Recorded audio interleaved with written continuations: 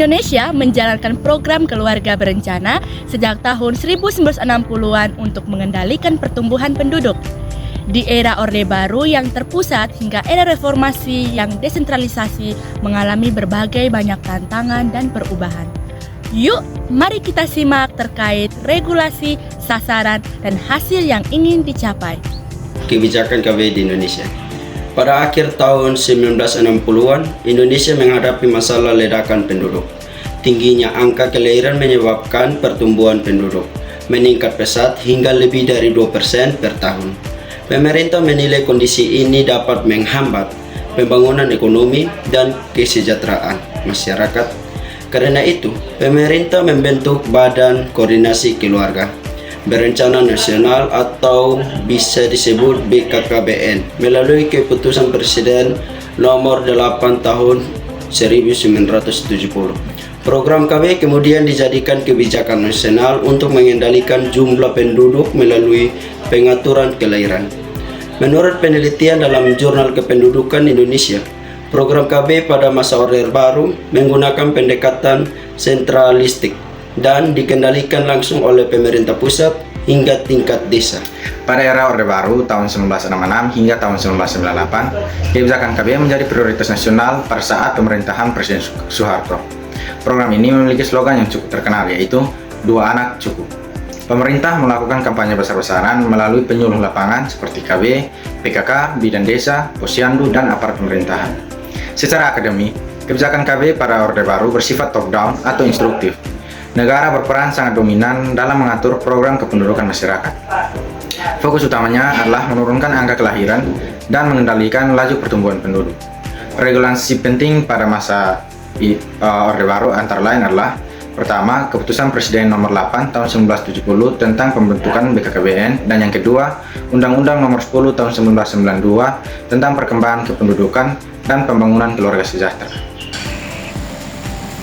Hasil kebijakan keluarga berencana atau KB di era Orde Baru bisa kita katakan sangat berhasil. Nah, berdasarkan data dari BKKBN dan penelitian Jurnal Kependudukan Indonesia, angka total fertility rate atau TFR di Indonesia turun cukup drastis dari sekitar 5,6 anak per perempuan pada awal tahun 1970-an menjadi sekitar 2,6 anak per akhir tahun 1990-an. Nah, TFR itu adalah rata-rata jumlah anak yang dilahirkan oleh seorang perempuan selama masa reproduksinya. Selain itu, laju pertumbuhan penduduk Indonesia juga berhasil ditekan dari sekitar 2,3% menjadi sekitar 1,49% pada tahun 1990-an. Karena keberhasilan itu, program KB atau Keluarga Berencana di Indonesia mendapat pengakuan internasional dan dianggap sebagai salah satu program pengendalian penduduk paling sukses di negara berkembang. Setelah era reformasi pada tahun 1998, program KB bukan hanya terpusat, melainkan tanggung jawab pemerintah daerah melalui otonomi daerah. Fokus KB juga berkembang bukan hanya mengendalikan pertumbuhan penduduk, tetapi juga pembangunan keluarga, kesehatan reproduksi, pencegahan stunting, dan bonus demografi. Perubahan ini kemudian dilegalitaskan dalam regulasi Undang-Undang Nomor 52 Tahun 2009 melalui pendekatan yang partisipatif dan hak berbasis reproduksi. Pada era Orde Baru, program KB bersifat sentralistik berdasarkan dengan Kepres Nomor 8 Tahun 1970 melalui pendekatan yang instruktif dengan fokus ialah pasangan usia subur melalui kontrasepsi massal.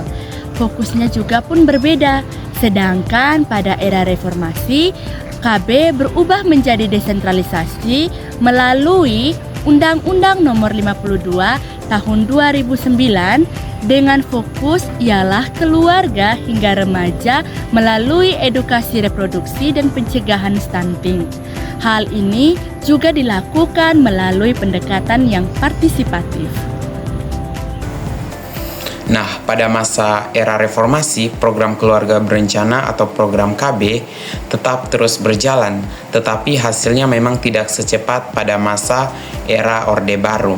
Kemudian berdasarkan penelitian akademik dan data kependudukan Indonesia, angka fertilitas di Indonesia cenderung stagnan di kisaran 2,4 sampai 2,6 anak per perempuan selama 2 dekade terakhir.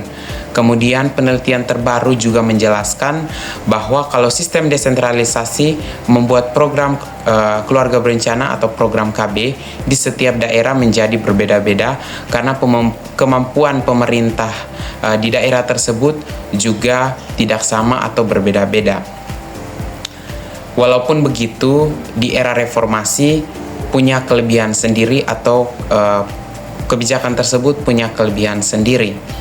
Nah, karena pada masa era ini program KB atau program keluarga berencana mulai lebih memperhatikan hak reproduksi perempuan, kesehatan reproduksi remaja, pembangunan keluarga, dan juga kualitas sumber daya manusia. Jadi, fokus program keluarga berencana di era reformasi bukan cuma soal menekan angka kelahiran, tetapi juga meningkatkan kualitas hidup pada masyarakat.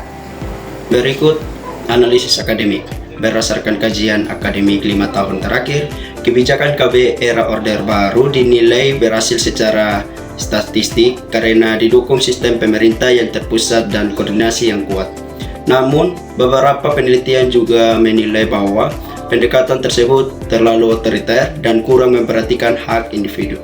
Sementara itu, era reformasi lebih demokratis dan berorientasi pada kualitas keluarga, tetapi menghadapi tantangan koordinasi akibat otonomi daerah. Baik, kesimpulan yang dapat saya ambil bahwa kebijakan KB di Indonesia mengalami perubahan besar dari era Orde Baru menuju era reformasi.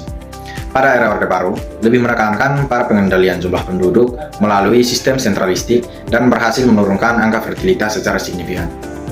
Sedangkan era reformasi lebih berfokus pada pembangunan keluarga yang berkualitas dan kesehatan reproduksi dengan pendekatan yang lebih demokratis. Namun, desentralisasi menyebabkan efektivitas program KB menjadi tidak merata di berbagai daerah. Keberhasilan kebijakan KB di Indonesia memerlukan sinergi antara pemerintah pusat dan daerah agar pengendalian penduduk dapat berjalan seimbang dengan peningkatan kualitas sumber daya manusia.